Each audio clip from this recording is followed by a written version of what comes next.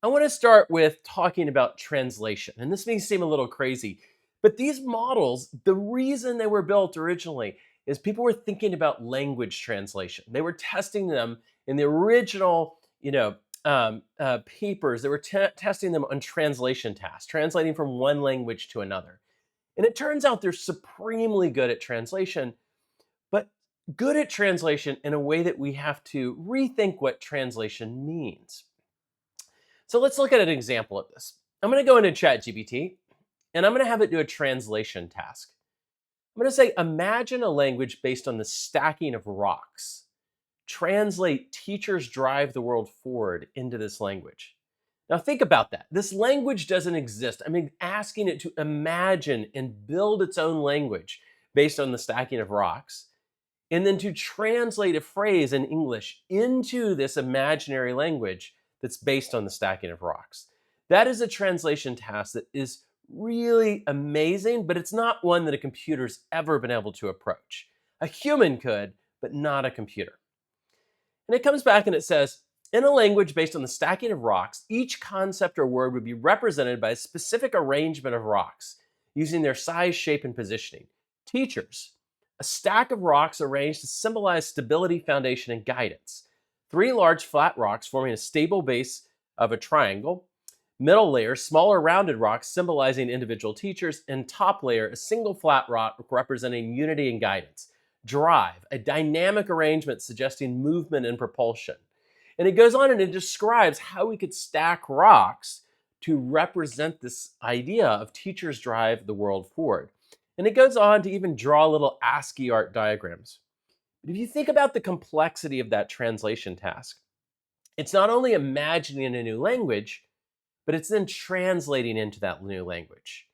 It is doing something that computers could not do before. And it's these capabilities that are going to reshape what we can do in computing and also reshape who is an innovator in computing. And so let's start taking a look at how we use translation and some of these capabilities to do new things. Now, one of the things that you always hear about with generative AI is everybody complains about hallucination. Hallucination.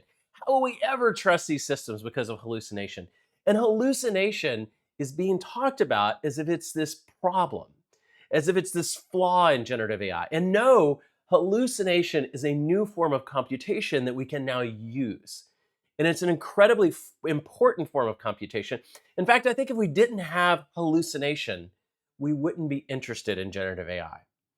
And so I want to take you through what this new form of computation can do and how that reshapes computing. Like, you come home at the end of the day and you realize that you haven't paid attention to what was in your pantry. And now you need to cook something. So you assemble the items on the counter and you say, this is all I have in my pantry. Give me a dinner recipe. And it comes back and it says, black bean and avocado salad with yogurt lime dressing. And it goes on then to give you the complete instructions to cook it. Now think about that. We just applied this new operation, this new type of computation, hallucination, to solve a real world problem that would have been really hard to solve with computing before.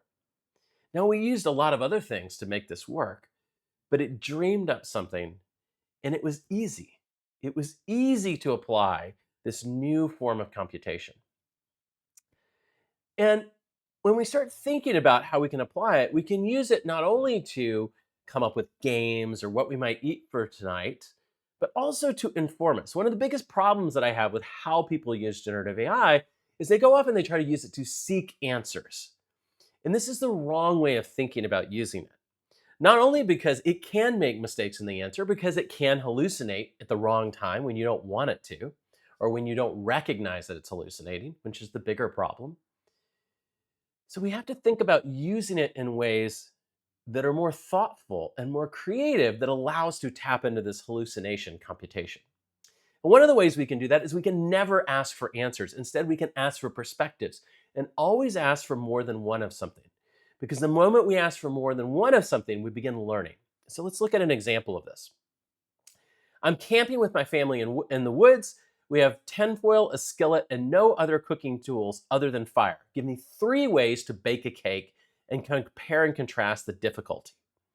Now notice what I'm doing. I'm asking it to hallucinate 3 different ways. Not one, not an answer, not how to bake the cake, but many different ways. And it comes back with I can do a tinfoil oven, I can do skillet baking, I can do a Dutch oven substitute, and then it compares and contrasts them across a number of dimensions like heat control and outcome and ease of use. But you notice what's happened. Now that it's given me more than one, now that I've applied hallucination as an operation, I get lots of different ways, but I'm learning. I'm learning ways that I may not have known. And I'm also learning when I might use one versus the other. But I then still have the ability to decide how I'm going to do it and why. And I might come up with a fourth way that combines these in some way, or I might follow up with questions. But it stops being about give me an answer and it starts using hallucination as a new computation that can help inform my perspective, discover new ways of solving problems, apply things in unique and unconventional ways, do all kinds of interesting things. Now, one of the things that we can do with it is we can help solve problems in human bias. And one of the problems that we have in human bias is confirmation bias. We look at data and we say, this is what it means. And we don't look at other perspectives on data.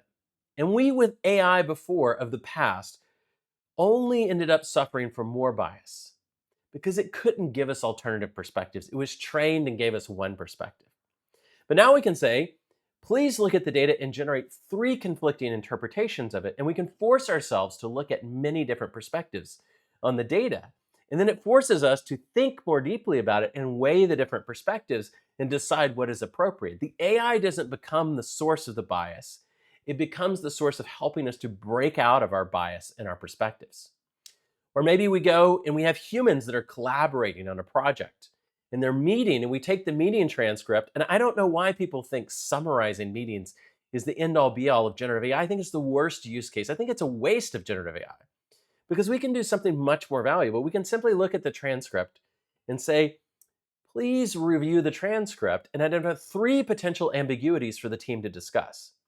And it can read the transcript and look at the project that the team is discussing and try to find problems where maybe there's a gap and we need to have the team members communicate further.